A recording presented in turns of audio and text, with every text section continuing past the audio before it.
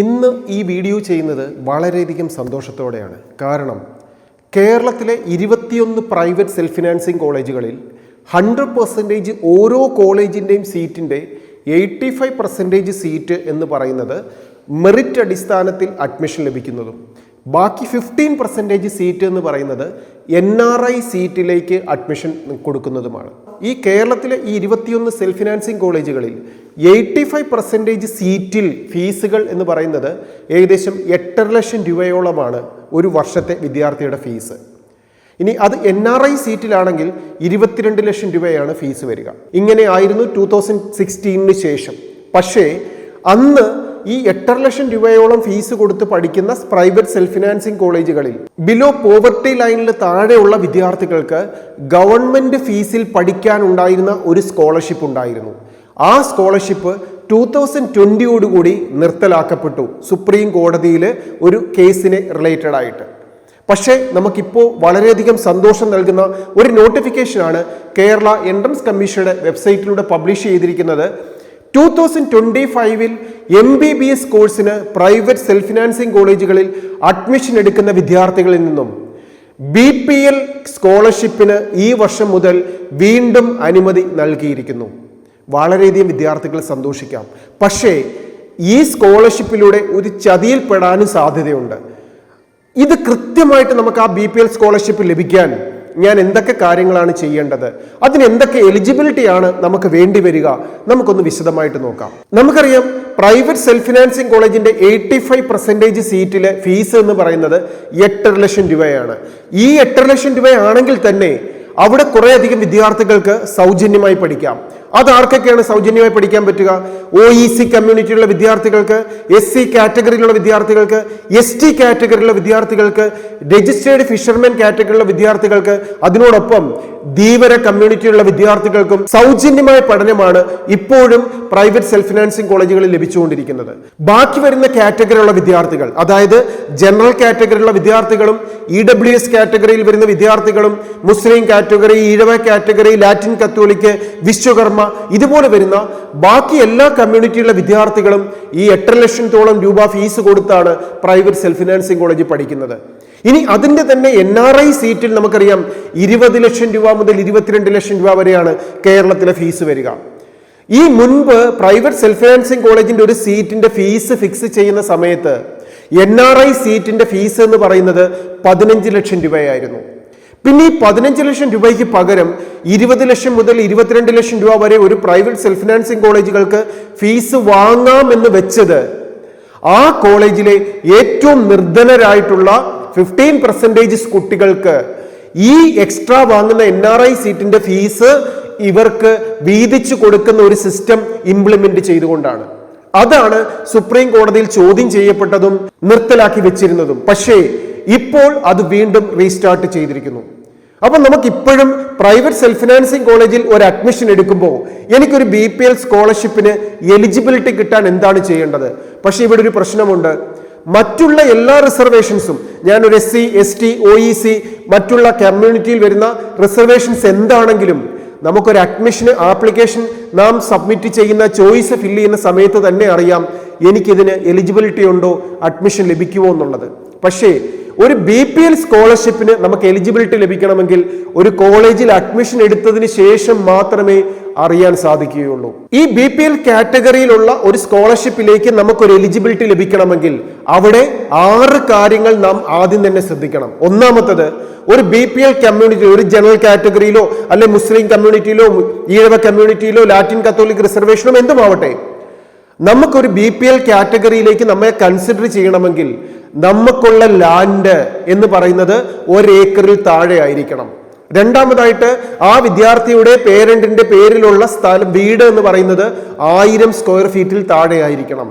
മൂന്നാമത്തെ ക്രൈറ്റീരിയ പറയുന്നത് ആ വീട്ടിൽ ഒരു 4 വീലുള്ള വെഹിക്കിൾ, പ്രൈവറ്റ് വെഹിക്കിൾ ഉണ്ടാക്കാൻ പാടില്ല. അത് വെഹിക്കിൾ ഉള്ളത് ഒരു ടാക്സി വെഹിക്കിൾ ആണ് അവരുടെ ഉപജീവന മാർഗമായിട്ട് ഉപയോഗിക്കുന്നതെങ്കിൽ അതിന് കുഴപ്പമില്ല. പ്രൈവറ്റ് വെഹിക്കിൾ ആയിട്ട് അവർക്ക് ഒരു 4 വീൽ വെഹിക്കിൾ ഉണ്ടാകാൻ പാടില്ല. നാലാമത്തെ നിബന്ധന എന്ന് പറയുന്നത് വിദേശത്ത് ജോലിയുള്ള ഒരു പേരന്റോ അവരുടെ സഹോദരങ്ങളോ ആ കുടുംബത്തിൽ ഉണ്ടാവുന്ന ഒരു വീട്ടിലെ കുട്ടി ആയിരിക്കരുത് ഇതിന് ആപ്ലിക്കേഷൻ സബ്മിറ്റ് ചെയ്യുന്നത്. ഇനി ആറാമതായിട്ട് പറയുന്ന നിബന്ധന എന്ന് പറയുന്നത്, നമുക്കൊരു പ്രൈവറ്റ് സെക്ടറിലാണ് ജോലി ചെയ്യുന്നതെങ്കിൽ പോലും 25,000 കൂടുതലായി സാലറി വാങ്ങുന്ന ഒരു എംപ്ലോയി ആ വീട്ടിൽ ഉണ്ടാവാൻ പാടില്ല. അപ്പൊ ഇത്രയും നിബന്ധനകളൊക്കെ വരുന്ന ഒരു വിദ്യാർത്ഥിയാണ് BPL കാറ്റഗറിയിലേക്ക് കൺസിഡർ ചെയ്യുക. അപ്പോൾ എപ്പോഴാണ് കൺസിഡർ ചെയ്യുന്നത്? നമുക്ക് ഓപ്ഷൻസ് ഒക്കെ സബ്മിറ്റ് ചെയ്ത് ചോയ്സുകൾ ഫില്ല് ചെയ്ത് നമുക്ക് പ്രൈവറ്റ് സെൽഫ് ഫിനാൻസിങ് കോളേജിൽ അഡ്മിഷൻ നേടണം. അഡ്മിഷൻ നേടണമെങ്കിൽ നമുക്കറിയാം 8.5 ലക്ഷം രൂപ ഫീസ് അടയ്ക്കണം, അല്ലെങ്കിൽ 9 ലക്ഷം രൂപ എത്രയാണോ ആ വർഷത്തെ ഫീസ് അടയ്ക്കണം. ആ ഫീസ് അടയ്ക്കുന്നത് കൂടാതെ ആ കോളേജിൽ വരുന്ന ഹോസ്റ്റൽ ഫീസും എക്സ്ട്രാ ഫീസും ഒക്കെ അടച്ച് കോളേജിൽ ജോയിൻ ചെയ്യണം. അങ്ങനെ ജോയിൻ ചെയ്ത് നമുക്ക് ക്ലാസ്സുകൾ തുടങ്ങിക്കഴിയുമ്പോൾ ആ കോളേജിലെ പ്രിൻസിപ്പലിനാണ് ആ വിദ്യാർത്ഥി ആപ്ലിക്കേഷൻ സബ്മിറ്റ് ചെയ്യേണ്ടത്. ഇനി ആ കോളേജിലെ പ്രിൻസിപ്പൽ അവിടെ അഡ്മിഷൻ എടുത്തിരിക്കുന്ന ഈ ബാക്കി വരുന്ന കുട്ടികളിൽ നിന്നും ഈ കാറ്റഗറി ഒക്കെ കൺസിഡർ ചെയ്തിട്ട് അത് തഹസീൽദാരുടെയും കളക്ടറുടെയും ഒക്കെ സ്ക്രൂട്ടനിങ് കഴിഞ്ഞിട്ട് ആണ് ആ ക്യാമ്പസിൽ പഠിക്കുന്ന 15% വിദ്യാർത്ഥികൾക്ക് ഈ സ്കോളർഷിപ്പ് സെർവ് ചെയ്യുന്നത്. ഒരു കോളേജിൽ അഡ്മിഷൻ നേടുന്ന സമയത്ത് എനിക്ക് BPL സ്കോളർഷിപ്പ് കിട്ടുമോ എന്ന് ഒരിക്കലും ചിന്തിക്കാൻ സാധിക്കത്തില്ല. നമ്മൾ അഡ്മിഷൻ കഴിഞ്ഞാൽ മാത്രമേ ഈ ആപ്ലിക്കേഷൻ കൊടുക്കാൻ സാധിക്കുകയുള്ളൂ. അതിനുശേഷം ഈ പ്രോസസ്സിംഗ് ഒക്കെ കഴിഞ്ഞു വരുമ്പോൾ 1 വർഷത്തോളം സമയമെടുക്കും. അങ്ങനെ 1 വർഷം എടുത്ത് ഈ പ്രോസസ്സിങ്ങിലൂടെ എല്ലാം പോയി BPL കാറ്റഗറിയിലേക്ക് നമുക്ക് ഒരു കൺസിഡറേഷൻ ലഭിച്ചാൽ നമ്മൾ അടച്ചിരിക്കുന്ന ഈ 8.5 ലക്ഷം രൂപ അല്ലെങ്കിൽ 9 ലക്ഷം രൂപ എത്രയാണോ ഫീസ്, അതിന്റെ 10% മാത്രം അവിടെ ഫീസായിട്ട് നിർത്തിയിട്ട് ബാക്കി ഫീസ് നമുക്ക് റീഫണ്ട് തരും. പക്ഷെ റീഫണ്ട് തരുമ്പോൾ ഹോസ്റ്റൽ ഫീയോ എക്സ്ട്രാ ഫീയോ അടച്ചിരിക്കുന്നതൊന്നും നമുക്ക് റീഫണ്ട് കിട്ടത്തില്ല. റീഫണ്ട് കിട്ടുന്നത് നമ്മുടെ ടോട്ടൽ കോഴ്സ് ഫീയുടെ 90% ആണ്. 10% നാം ഫീസായിട്ട് റെമിറ്റ് ചെയ്യുകയും വേണം. അപ്പോ ഈ BPL സ്കോളർഷിപ്പിന്റെ എലിജിബിലിറ്റി ഒരു പ്രൈവറ്റ് സെൽഫ് ഫിനാൻസിങ് കോളേജിൽ പഠിക്കുന്ന ജനറൽ കാറ്റഗറിയിലുള്ള വിദ്യാർത്ഥികൾക്കും Muslim community, Ezhava community, Latin കത്തോലിക്ക കമ്മ്യൂണിറ്റി, വിശ്വകർമ്മ കമ്മ്യൂണിറ്റി, ഇതുപോലെ ഒരു റിസർവേഷൻസ് ലഭിക്കാത്ത വിദ്യാർത്ഥികൾക്ക് മാത്രമാണ് ഈ BPL സ്കോളർഷിപ്പ് എലിജിബിലിറ്റി കിട്ടുക. ഇനി ഇതിനോടൊപ്പം തന്നെ ഒരു കാര്യം കൂടെ ശ്രദ്ധിക്കേണ്ടതുണ്ട്. ഒരു പ്രൈവറ്റ് സെൽഫ് ഫിനാൻസിങ് കോളേജിൽ നാം അഡ്മിഷന് വേണ്ടി ചോയ്സ് ഫില്ല് ചെയ്യുമ്പോൾ ആ ക്യാമ്പസിലെ അഡ്മിഷന് മൈനോറിറ്റി കമ്മ്യൂണിറ്റി സീറ്റ് ഉണ്ട്. എക്സാമ്പിൾ, ഇപ്പൊ ഒരു ക്രിസ്ത്യൻ കമ്മ്യൂണിറ്റിയുടെ അണ്ടറിൽ വരുന്ന 5 കോളേജുകൾ, പുഷ്പേരി medical college, believers medical college, jubilee medical college, ഇതുപോലുള്ള ക്യാമ്പസുകൾ. ഇനി അതല്ല, മുസ്ലിം കമ്മ്യൂണിറ്റിയുടെ കീഴിൽ വരുന്ന മുസ്ലിം മൈനോറിറ്റി കോളേജുകൾ.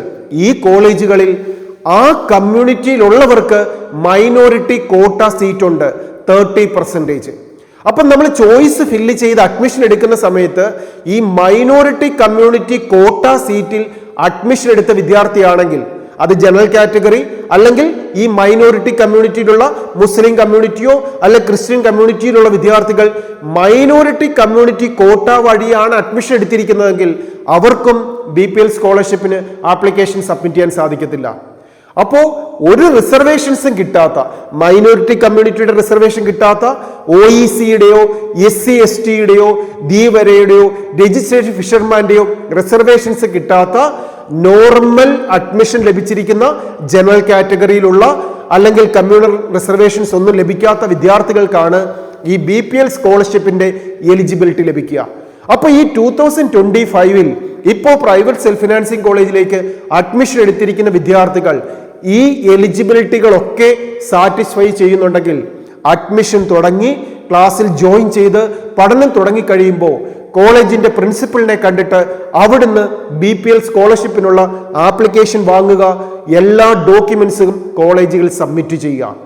അപ്പം നമ്മുടെ മുമ്പിലേക്ക് ഒരു സംശയം വരും, ഇത് 2020 നിർത്തിയതാണല്ലോ, 2025 മുതലാണല്ലോ ഇപ്പൊ വീണ്ടും തുടങ്ങുന്നത്. അപ്പൊ ഇൻ ബിറ്റ്വീൻ കഴിഞ്ഞ ഒരു 5 വർഷം എല്ലാ കോളേജുകളിലും NRI സീറ്റിൽ ഇതേപോലെ എക്സസ് ആയിട്ടുള്ള ഒരു 5,000 റുപ്പീസ് വാങ്ങി അവരവിടെ വെച്ചിട്ടുണ്ടല്ലോ. ഈ ക്യാഷ് കുട്ടികൾക്ക് കൊടുക്കുമോ? തീർച്ചയായും കൊടുക്കട്ടെ. അത് കൊടുക്കാനുള്ള ഒരു കൺസിഡറേഷനും ആ പഠിച്ചുകൊണ്ടിരിക്കുന്ന വിദ്യാർത്ഥികൾക്കും സാധിക്കട്ടെ എന്ന് ഇതിനോടൊപ്പം തന്നെ ആൽഫ അക്കാഡമി അത്യധികം ആഗ്രഹിക്കുകയാണ്. നമുക്കറിയാം, ഇങ്ങനെയൊന്നും ആയിരുന്നില്ല പണ്ട് പ്രൈവറ്റ് സെൽഫ് ഫിനാൻസിങ് കോളേജ്. പണ്ട് ഇവിടെ private self financing college start ചെയ്ത സമയത്ത് അന്നത്തെ ഗവൺമെന്റ് പറഞ്ഞിരുന്നത് 50-50 സീറ്റ് എന്നാണ്. അതായത് ഒരു പ്രൈവറ്റ് സെൽഫ് ഫിനാൻസിങ് കോളേജിന്റെ 50% സീറ്റ് മാനേജ്മെന്റ് സീറ്റും 50% ഗവൺമെന്റ് സീറ്റും എന്നാണ്. അന്നത്തെ ഗവൺമെന്റിന്റെ നയം തന്നെ അറിയാമായിരുന്നു. 2 പ്രൈവറ്റ് സെൽഫ് ഫിനാൻസിങ് കോളേജ് വരിക എന്ന് പറഞ്ഞാൽ ഒരു ഗവൺമെന്റ് കോളേജ് തുടങ്ങുന്നതിന് തുല്യമാണെന്ന്. അങ്ങനെ ആയിരുന്നു പ്രൈവറ്റ് സെൽഫ് ഫിനാൻസിങ് കോളേജുകൾ സ്റ്റാർട്ട് ചെയ്തത്.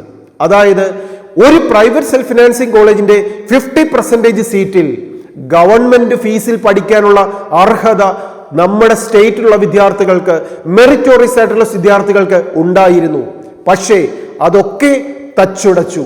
അതിനുശേഷം 15% NRI സീറ്റിൽ ഉയർന്ന ഫീസും ബാക്കി 85% സീറ്റിലും ഉയർന്ന ഫീസും കൊടുക്കുന്ന ഒരു വലിയ സിസ്റ്റത്തിലേക്ക് മാറ്റപ്പെട്ടു.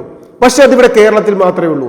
നമ്മുടെ തൊട്ടടുത്ത സംസ്ഥാനങ്ങളായ തമിഴ്നാടും കർണാടകയും ഉൾപ്പെടെ ഇന്ത്യ മുഴുവൻ ഓരോ സ്റ്റേറ്റിലെയും പ്രൈവറ്റ് സെൽഫ് ഫിനാൻസിങ് കോളേജുകളിൽ അതാത് സ്റ്റേറ്റിലെ കുട്ടികൾക്ക് കുറഞ്ഞ ഫീസിൽ പഠിക്കാനുള്ള ചാൻസുകൾ, പോസിബിലിറ്റികൾ എല്ലാം അതാത് ഗവൺമെന്റ് കൊടുക്കുന്നുണ്ട്. പക്ഷേ ഇവിടെ കൺസിഡറേഷൻ ഇല്ല. അപ്പോൾ ഇവിടെ ആൽഫ അക്കാഡമി ആഗ്രഹിക്കുകയാണ്, എന്ത് സ്ട്രാറ്റജിയോട് കൂടിയാണോ പ്രൈവറ്റ് സെൽഫ് ഫിനാൻസിങ് കോളേജുകൾ ഇവിടെ സ്റ്റാർട്ട് ചെയ്തത്, ആ 50% സീറ്റിൽ മെറിറ്റ് സീറ്റും അതുപോലെ ബാക്കി വരുന്ന 50% സീറ്റിൽ NRI സീറ്റും അതുപോലെ മാനേജ്മെന്റ് ഫീസ് നിലനിർത്തിക്കൊണ്ട് വിദ്യാർത്ഥികൾക്ക് ഏറ്റവും റീസണബിളായി MBBS പഠിക്കാനുള്ള ഒരു സിസ്റ്റം കേരളത്തിൽ ഉണ്ടാവട്ടെ എന്ന് വീണ്ടും ആഗ്രഹിക്കുന്നതിനോടൊപ്പം, അങ്ങനെയൊക്കെ നടക്കാൻ വേണ്ടി നമ്മൾ പരിശ്രമിക്കുന്നതിനോടൊപ്പം, ഇങ്ങനെ കൂടുതൽ ഫീസ് വാങ്ങി NRI സീറ്റിലേക്ക് അഡ്മിഷൻ എടുത്തിരിക്കുന്ന ആ ഫണ്ട് നിർധനരായിട്ടുള്ള പേരൻസിന്റെ കുഞ്ഞുമക്കൾക്ക് MBBS പഠിക്കാൻ, റീസണബിൾ ആയിട്ട് പഠിക്കാൻ, സ്കോളർഷിപ്പോടെ പഠിക്കാൻ ഒരു അർഹത ലഭിക്കാനുള്ള ഈ സംവിധാനം ഇപ്പോഴെങ്കിലും എത്തിയതിൽ ആൽഫ അക്കാഡമിക് സന്തോഷമുണ്ട്. തീർച്ചയായും എല്ലാ വിദ്യാർത്ഥികളും ഒരു BPL കാറ്റഗറിയിലാണ് നിങ്ങൾ ഉൾപ്പെടുന്നതെന്ന് കരുതുന്നുണ്ടെങ്കിൽ പഠിച്ചിട്ടിരിക്കുന്ന കോളേജിൽ അല്ലെങ്കിൽ ഇപ്പോൾ അഡ്മിഷൻ എടുക്കാൻ പോകുന്ന സമയത്ത് നിങ്ങൾ കോളേജുകളിൽ പ്രിൻസിപ്പലിന് ആപ്ലിക്കേഷൻ സബ്മിറ്റ് ചെയ്ത് ഈ സ്കോളർഷിപ്പുകൾ നേടിയെടുക്കുക. പക്ഷേ ഒരു ചതിക്കുഴിയെ കുറിച്ച് നമ്മൾ ആദ്യം തന്നെ പറഞ്ഞിരുന്നു. പോവർട്ടി ലൈനിന് താഴെയുള്ള സാമ്പത്തികമായിട്ട് ബുദ്ധിമുട്ടുള്ള ഒരു വിദ്യാർത്ഥിയാണെങ്കിൽ ഈ കോളേജിൽ അഡ്മിഷൻ നേടിക്കഴിഞ്ഞതിന് ശേഷം മാത്രമേ, അല്ലെങ്കിൽ അഡ്മിഷൻ നേടി 1 വർഷം കഴിഞ്ഞാൽ മാത്രമേ ഇത് നമുക്കറിയാൻ സാധിക്കുകയുള്ളൂ. അങ്ങനെ അറിയുന്ന സമയത്ത് എനിക്ക് BPL കാറ്റഗറിയിലുള്ള സ്കോളർഷിപ്പിൽ കൺസിഡർ ചെയ്തിട്ടില്ലെങ്കിൽ പിന്നീടുള്ള 4.5 വർഷക്കാലവും നമ്മൾ ഈ ഫീസ് കൊടുത്ത് പഠിക്കേണ്ടി വരും. അത് മനസ്സിലാക്കിക്കൊണ്ട് വേണം കോളേജിൽ ജോയിൻ ചെയ്യാൻ. നമ്മൾ അങ്ങനെ കോളേജിൽ ജോയിൻ ചെയ്ത് എനിക്ക് ഈ സ്കോളർഷിപ്പ് ലഭിച്ചില്ലെങ്കിൽ ക്വിറ്റ് ചെയ്യാനും നമുക്ക് സാധിക്കത്തില്ല.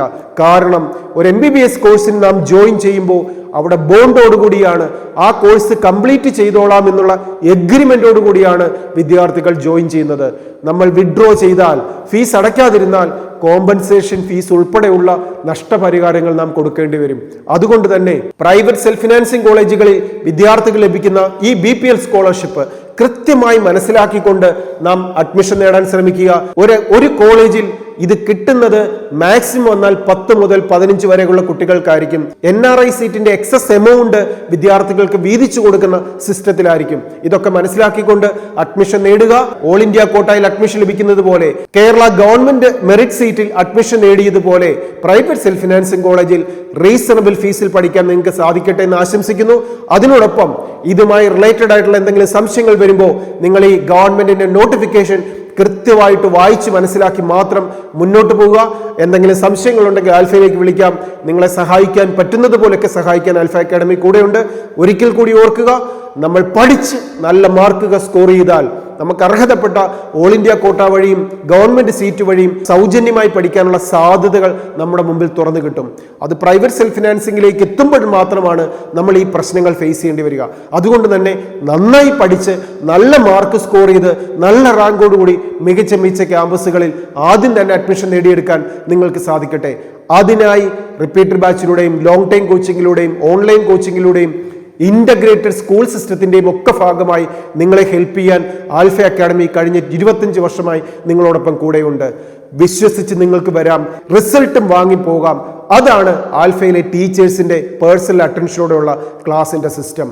എൻട്രൻസിന്റെ പുതിയ ന്യൂസും അപ്ഡേറ്റ്സുമായി നമുക്ക് വീണ്ടും കാണാം. All the best.